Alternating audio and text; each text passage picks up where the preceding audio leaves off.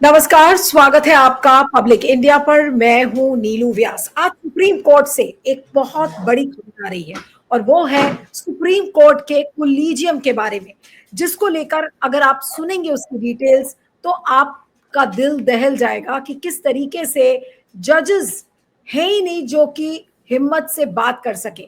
लेकिन जिस लेडी जज की आज मैं बात करने वाली हूं, उनका नाम है जस्टिस बीवी नागरत्ना।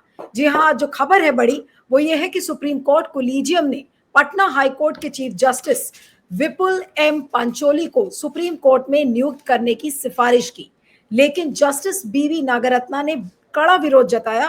5 सदस्यीय कोलिजियम में chief justice of India B R Gavai, justice Suryakant, justice Vikramnath, justice J K Maheshwari, justice Nagarathna शामिल हैं और कोलिजियम जस्टिस पंचोली और बॉम्बे हाईकोर्ट के चीफ जस्टिस आलोक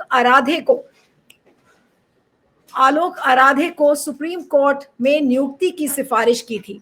हालांकि फैसला 4-1 से है, लेकिन जस्टिस नागरत्ना की असहमति बहुत महत्वपूर्ण है और उसे जानने की जरूरत है कि आखिर जस्टिस नागरत्ना ने क्या आपत्तियां की थी। अब सुनिए ध्यान से। जस्टिस नागरत्ना ने अपने असहमति नोट में कहा कि जस्टिस पंचोली की नियुक्ति न केवल न्याय प्रशासन के लिए उल्टा असर डालेगी, बल्कि कोलिजियम सिस्टम की विश्वसनीयता को भी खतरे में डालेगी। उन्होंने जस्टिस पंचोली की गुजरात हाईकोर्ट से पटना हाईकोर्ट में जुलाई 2023 में हुए ट्रांसफर के हालात का हवाला देते हुए इस नियुक्ति पर सवाल उठाए हैं। सूत्रों के अनुसार जस्टिस नागरत्ना ने मई में ही जस्टिस पंचोली की नियुक्ति के विचार पर अपनी आपत्ति जताई थी। तब कोलिजियम ने उनकी जगह गुजरात हाईकोर्ट के वरिष्ठ जज जस्टिस एनवी अंजारिया को सुप्रीम कोर्ट के लिए चुना था। 3 महीने में जस्टिस पंचोली का नाम कैसे फिर से आ गया, अब ये एक बड़ा सवाल है कि जस्टिस नागरत्ना ने अपने नोट में इस बात पर हैरानी जताई है कि 3 महीने के भीतर ही जस्टिस पंचोली का नाम फिर से सामने कैसे आ गया। उन्होंने चेतावनी दी कि ऐसी नियुक्ति से कोलिजियम की पारदर्शिता और विश्वसनीयता पर सवाल उठ सकते हैं। उन्होंने नोट में भी ये उल्लेख किया कि यदि जस्टिस पंचोली की नियुक्ति होती है तो वो अक्टूबर 2031 से मई 2033 तक चीफ जस्टिस के रूप में कार्यरत हो सकते हैं, जो उनके अनुसार संस्थान के हित में नहीं होगा।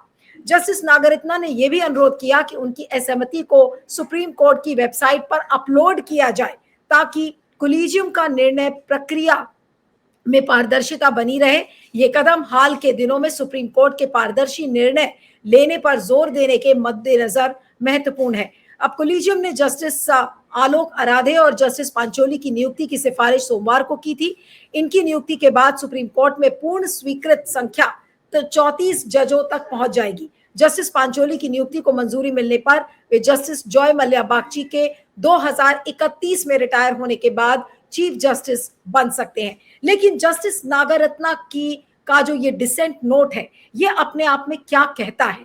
आज एक बहुत बड़ा इससे संकेत मिलता है कि आखिर जुडिशरी में क्या हो रहा है और जुडिशरी में जजेस किस तरीके से काम कर रहे हैं, कोलिजियम हमारा किस तरीके से काम कर रहा है। ये वो जजेस हैं जिनके हाथ में हमारे देश की न्यायिक प्रक्रिया है। क्या हम एक बहुत खतरनाक शुरुआत की तरफ बढ़ चुके हैं? आज हमारे साथ वरिष्ठ वकील और एक्टिविस्ट अरुण अग्रवाल जी हैं। अरुण जी, आपका बहुत बहुत स्वागत है। Thank you so much for joining. और जस्टिस नागरत्ना का जो ये डिसेंट नोट है सर, ये अपने आप में क्या कहता है? इसको समझाना जो लार्जर पिक्चर है कि इसके बड़े टेकअवेज क्या हैं हमारे लोकतंत्र के लिए, हमारे जुडिशरी के लिए और आज सिटीजन्स के लिए भी एक क्या बड़ा टेकअवे से निकलता है। जी नमस्कार नीलू जी। आज का दिन जो है जुडिशरी के लिए बहुत ही दुखद दिन है और जुडिशरी जो बहुत बढ़ा चढ़ा के ट्रांसपेरेंसी की बात करती है, आज उनको ये हिम्मत नहीं हुई कि जस्टिस नागरत्ना का जो डिसेंट नोट है उसको अपलोड करें। मैं आपको दिखाता हूं ये किस तरह का ये जो अपॉइंटमेंट हुआ है, जो अपलोड हुआ है, वो आप देखिए। ये है, इसमें जजों ने ये भी नहीं लिखा है कि कौन कौन जजेस हैं जिन्होंने अपॉइंटमेंट किया है। ये आप वो लेटर दिखा रहे हैं, आप ये वो लेटर दिखा रहे हैं जो सुप्रीम कोर्ट की वेबसाइट पे अपलोडेड है। जी जी जी जी, ये मैं उनके वेबसाइट से निकाला हूँ। कॉलेजियम का रिकमेंडेशन का लेटर है, ये देखिए। उसमें एम्बलम है जजों का यहाँ पर नाम तक नहीं है। अरुण जी, एक सेकेंड, अरुण जी उसको जरा आप प्लीज उसको विंडो में करिएगा, तो मैं फुल इसको प्रिया इसको फुल स्क्रीन दिखाइए। ये देखिए वो लेटर है सुप्रीम कोर्ट कोलिजियम जो मीटिंग हुई थी, उसमें justice Alok Aradhe, justice chief justice of Bombay high court, और उसके नीचे जस्टिस पांचोली का नाम है। जी अरुण जी बोलिए। और उसके नीचे में कौन कौन जजों ने सेलेक्ट किया ये कुछ नहीं है। और मैं आपको वो लेटर दिखाता हूं जिसके अंदर में गवई साहब और सूर्यकांत का अपॉइंटमेंट हुआ था। वो देखिए, ये लेटर देखिए नीलू जी, ये लेटर भी सुप्रीम कोर्ट का है जिसमें गवई और जस्टिस गवई और जस्टिस सूर्यकांत का अपॉइंटमेंट हुआ। एक ये दूसरा पन्ना जिसमें कि उन्होंने एक्सप्लेन किया कि क्यों सुपरसीड कर रहे हैं सूर्यकांत इतने सारे जजों को। और ये तीसरा पन्ना, ये तीसरे पन्ने में ये 5 जज जिन्होंने डिसाइड किए सबके ये नाम है। ये भी 2 जज का अपॉइंटमेंट है सुप्रीम कोर्ट का, ये भी 2 जज का अपॉइंटमेंट है सुप्रीम कोर्ट का। कहाँ गई ट्रांसपेरेंसी, कहाँ गई पारदर्शिता? सबके लिए पारदर्शिता होगा। और आप जब भाई भतीजावाद और पॉलिटिकल अपॉइंटमेंट करोगे तो एक जो है लेडी का डिसेंट नोट तुमने उड़ा दिया। ये मैं आपको कहता हूं ये पहली बार नहीं है। जस्टिस नागरत्ना का डिसेंट नोट क्या अपलोड किया गया है? नहीं किया गया, कुछ भी नहीं किया गया, नाम तक नहीं किया गया। ये देखिए कि ये डिसीजन 4:1 है। इतना ही कह देते कि ये 5 लोग थे, हाउएवर जस्टिस नागरत्ना डिसेंटेड, ये भी नहीं। ये चौंकाने की बात है। नहीं, लेकिन और ये इसके बावजूद जस्टिस नागरत्ना ने खासकर कहा था कि मेरे डिसेंट नोट को अपलोड करिए वेबसाइट पर, तब नहीं किया गया। ये चोरी, ये देखिए ना, जब ये अपॉइंट हुए थे, ये क्या कह रहा है जस्टिस, ये अपॉइंटमेंट का ये देखिए नाम दिया हुआ है, justice Gavai, justice Suryakant, number 1 number 2, ये दोनों भी चीफ जस्टिस बनने वाले थे। और ये देखिए दस्तखत देखिए, 5 जजों के नाम हैं। बिल्कुल, ये भी उसी कॉलेजियम का है जिस वेबसाइट पे है, ये उसी का है। तो ये जो आज जो है, इन्होंने न केवल अपनी नाक कटाई और उसके ऊपर से इन लोगों ने जो है ट्रांसपेरेंसी को भी त्याग दिया। और एक महिला जज, सोल महिला जज इन लोगों के खास के सामने खड़ी रही और सारी बातें एक एक करके बताई, और एक भी बात गलत हो तो ये काटे। पहली बात उन्होंने ये कहा कि ये आदमी, कि ये जस्टिस पांचोली जो है, इनको जो ट्रांसफर किया गया था वो रूटीन ट्रांसफर नहीं था, वो उन्होंने कुछ गड़बड़ियां की थी। उसकी पूरी मिनट्स मंगाइए और देखिए कि किस कारण इनको गुजरात से जो है पटना हाई कोर्ट ट्रांसफर किया गया एज अ जज। दूसरी बात कही कि ये 97 हैं, 57 मेरिट लिस्ट पे, इतने को तड़प क्यों रहे हैं। तीसरी बात उन्होंने ये कही कि गुजरात हाई कोर्ट से ऑलरेडी 2 जज नियुक्त हो चुके हैं, ये तीसरा कैसे, और सब भी तो हाई कोर्ट्स हैं, तो ये संतुलन बिगड़ रहा है। और चौथा अंत में कहा कि अगर आप ये अपॉइंटमेंट आप लोगों ने पिछली बार जो है इसको निगेट कर दिया था, आज ये फिर आया कैसे? ये मतलब पॉलिटिकल प्रेशर से ये अपॉइंटमेंट आया कि हम जो कह रहे हैं, गवई साहब अपने नेफ्यू को बना रहे थे, सूर्यकांत साहब भी जो है बहुत अपॉइंटमेंट वहां हरियाणा का हुआ है, बहुत सारे वो कंट्रोवर्शियल है, पर्दे के पीछे क्या बात है ये किसी को नहीं मालूम। लेकिन इतना मालूम है कि इनकी इंटीग्रिटी के कारण जो जस्टिस नागरत्ना कह रही हैं कि उनको ट्रांसफर किया गया था, it was not a routine transfer. और उसके ऊपर कि एक जो है जो जजमेंट राहुल गांधी के खिलाफ कि 2 साल इनकी संसदीय जो है स्टे ऑर्डर था उसको हटा दिया गया, और जिसके कारण उनको पार्लियामेंट के लिए वो मेंबरशिप उनकी गई और घर गया। 24 घंटे में स्पीकर ने मंगा के गुजरात का वो ट्रांसलेट कर लिया। ये मिली भगत है कि नहीं है तो और क्या है।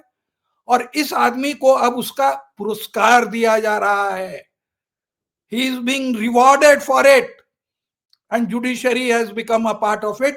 This is the perception in the media.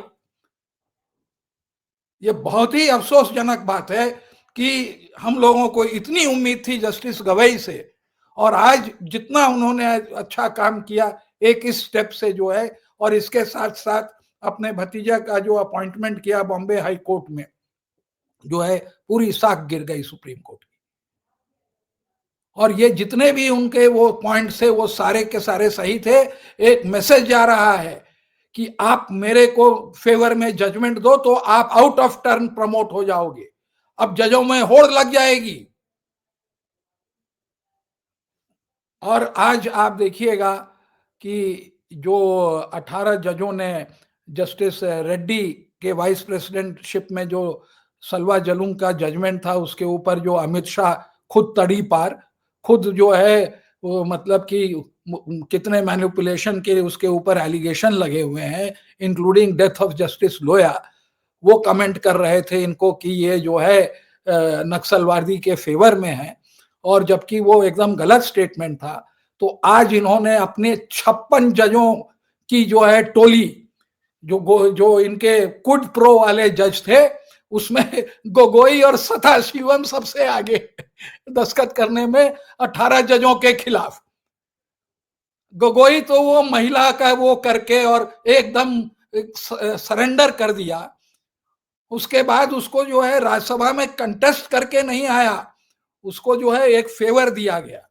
और उसी तरह जस्टिस सदाशिवम ने, जिन्होंने सीबीआई की एफआईआर प्रजापति की जो एफआईआर थी अमित शाह के खिलाफ, उसको क्वॉश किया था, तो उसको केरला का गवर्नर बनाया गया। ये आए हैं जिन्होंने रेवड़ी ली, वो आके डिफेंड कर रहे हैं एक आदमी से जो फेयर रूप में पॉलिटिकल कॉन्टेस्ट कर रहा है। कोई ये एज ए इंडिविजुअल सिटीजन काफी दिन हो गए उनको जजशिप छोड़े हुए, और as a citizen he is contesting. ऐसा हर देश में हुआ है। कौन सी नई बात, आप कंटेस्ट कर रहे हो ना, आप कोई नॉमिनेशन नहीं ना ले रहे हो। लेकिन जब आज ये सुप्रीम कोर्ट, ये तो जस्टिस गवई भी देख रहे होंगे, जस्टिस गवई ने क्यों नहीं बोला कि भाई जस्टिस नागरत्ना का नाम क्यों नहीं जा रहा है?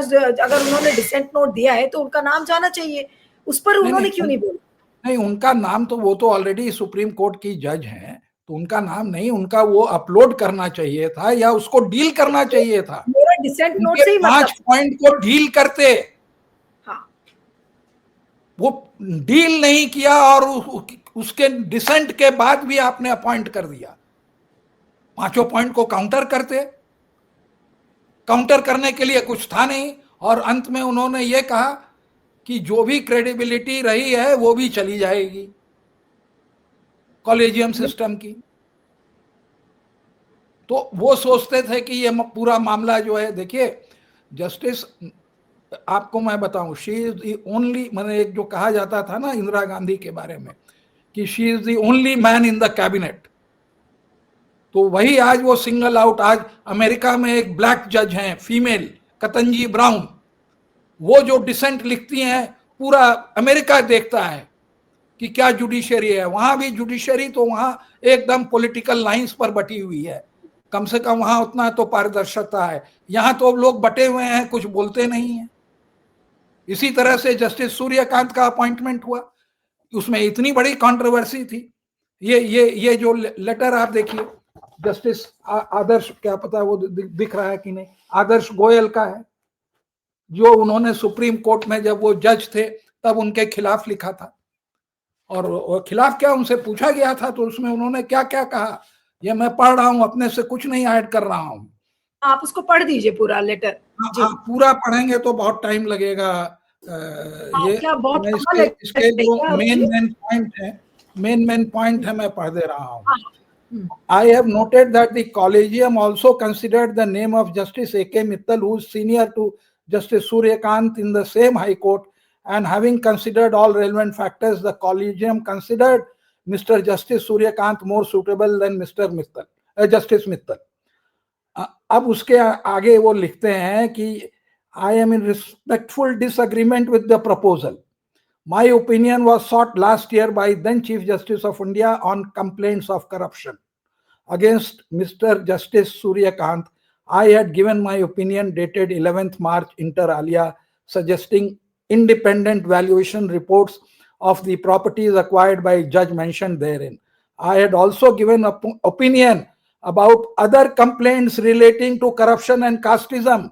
A copy is enclosed. I have no feedback about the outcome of the same.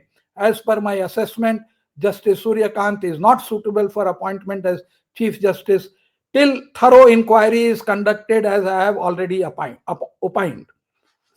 फिर वो जाके कहते हैं कि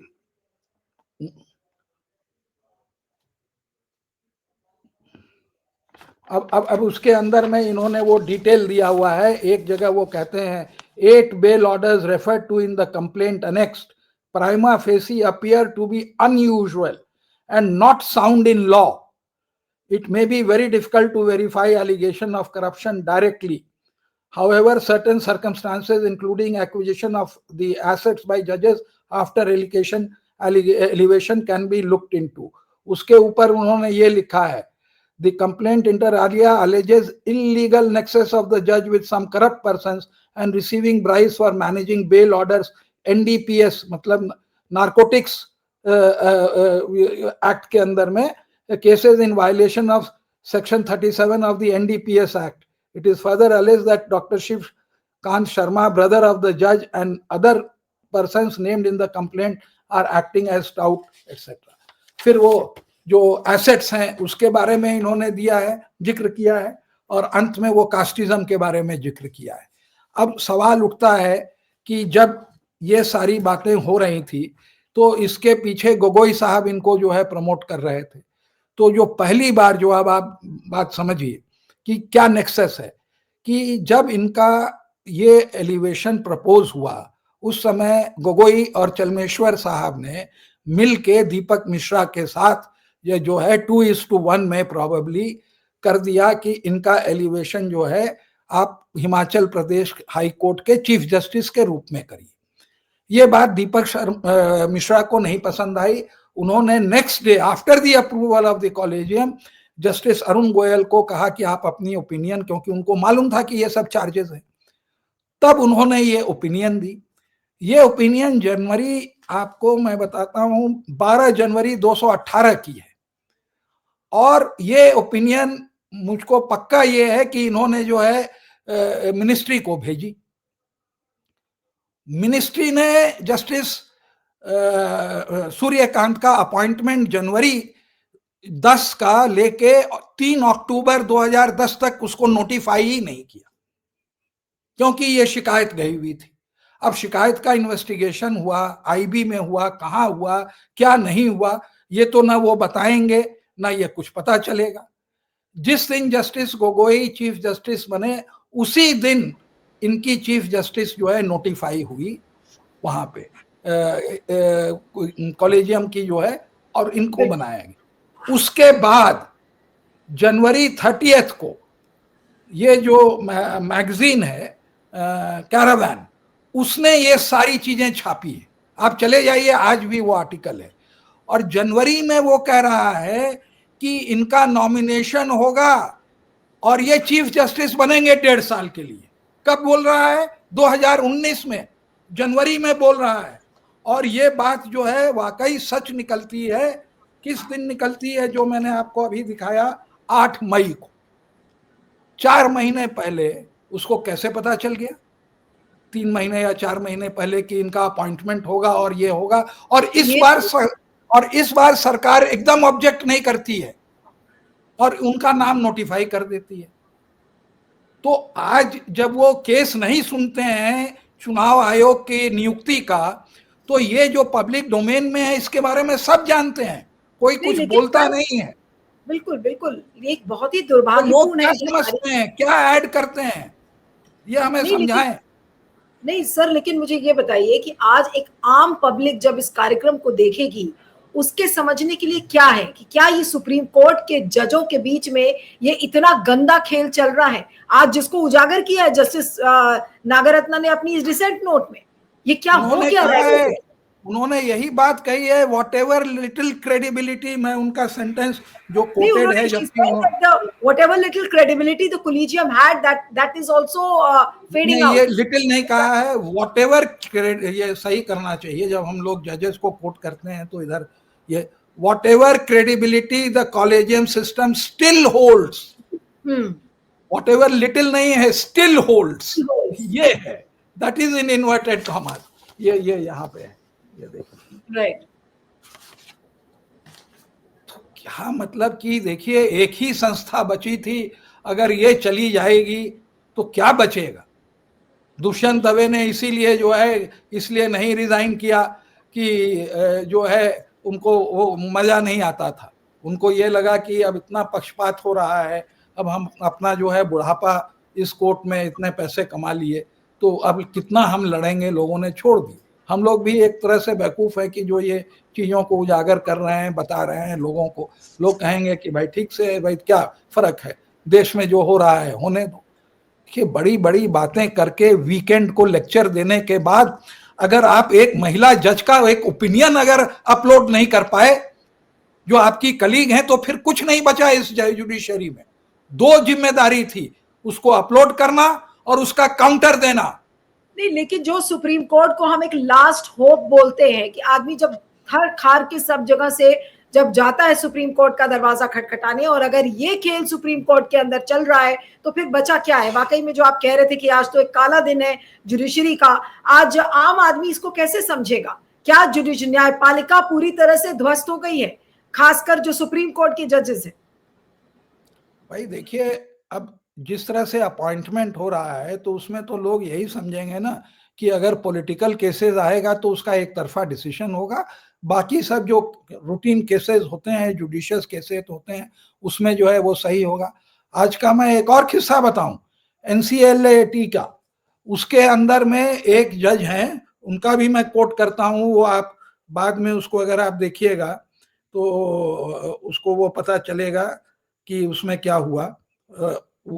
वो भी बड़ा वो है कि एक जज जो है रिक्यूज कर लिया, वो ये बोल के कि हमको हाईएस्ट क्वार्टर से पैरवी आई है ना। उन्होंने ये लिखा है कि वी आर एंग्विश्ड, ये justice Sharad Kumar Sharma, we are anguished to observe that one of us member judicial has been approached by one of the most revered members of the higher judiciary of this country।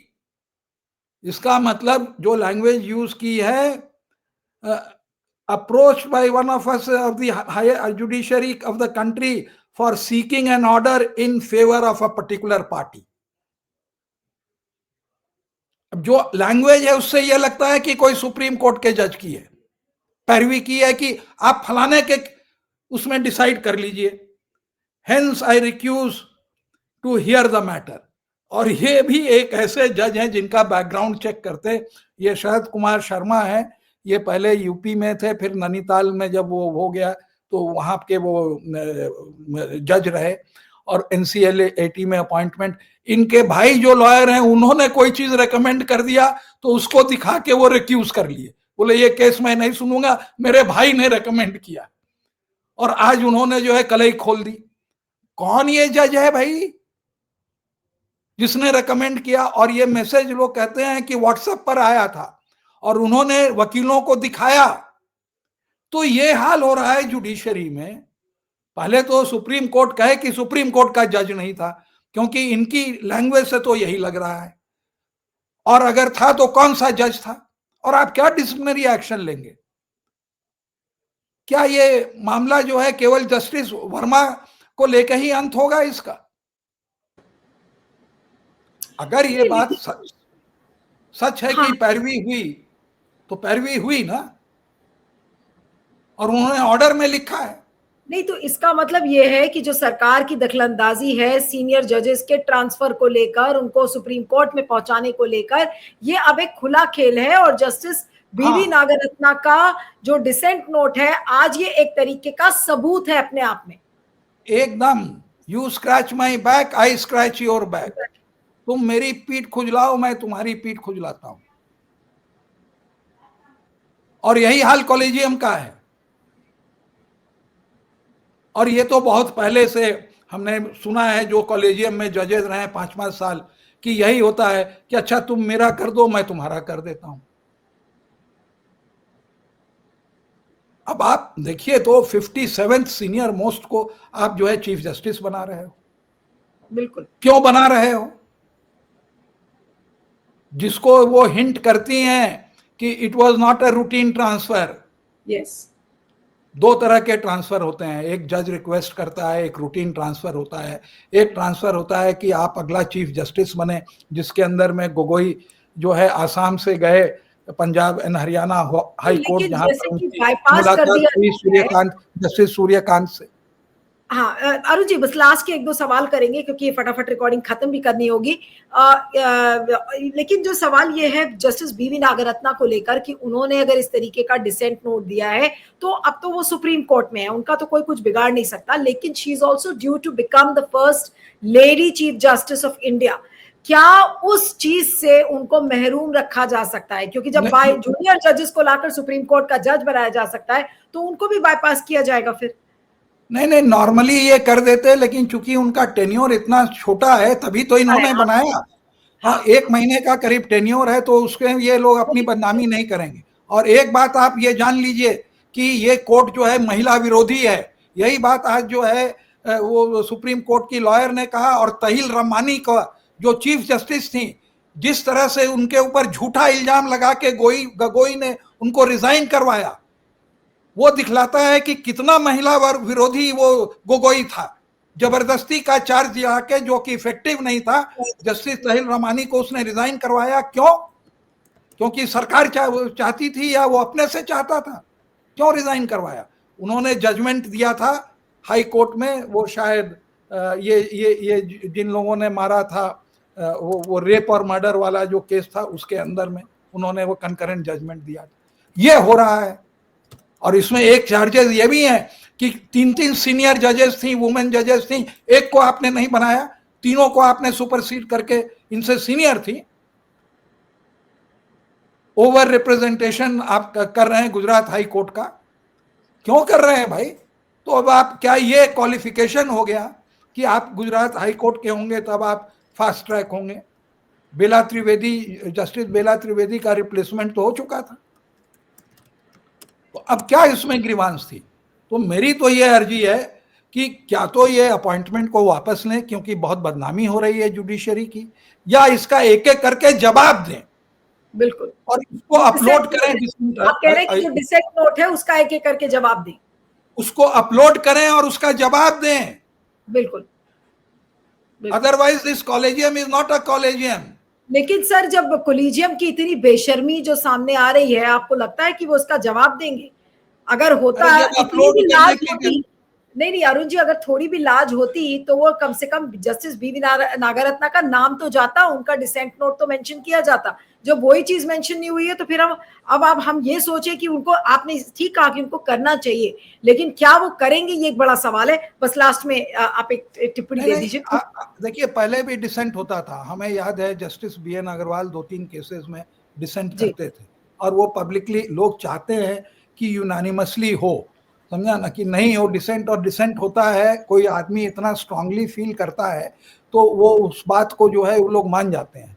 अभी जैसे justice Nariman थे, तो उन्होंने कहा कि मैं जब तक इस कॉलेजियम में हूं एक भी नाम नहीं रिकमेंड करूंगा जब तक कि आप वो जस्टिस, मैं नाम भूल गया, वो भी गुजरात के थे, मुस्लिम जज थे, और कोई जजमेंट के कारण उनको नहीं एलिवेट किया जा रहा था, जबकि एकदम वो क्वालिफाइड और वो थे।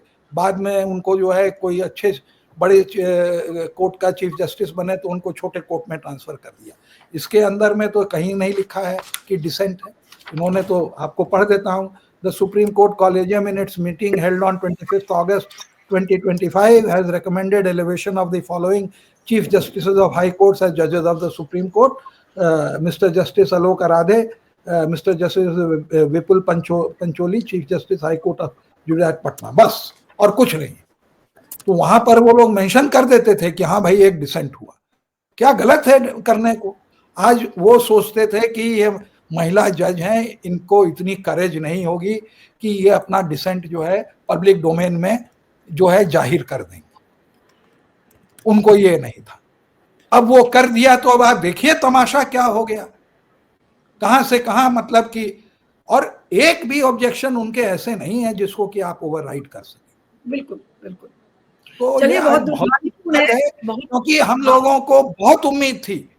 मैं कितनी बार कहता था कि अरे कितने दिन के बाद ये एक दलित चीफ जस्टिस बना है, ये बने हैं, इतने अच्छे आदमी हैं, वो अम्बेडकराइट है, उनके इनहेरिटर्स हैं, और एक एक इस एक्ट से जो है आज वही मीडिया, जिसको आप सोशल मीडिया कहिए, जो इनको आंखों के ऊपर रखा था जिस दिन ये चीफ जस्टिस बने थे, इतनी इनसे उम्मीद किया था।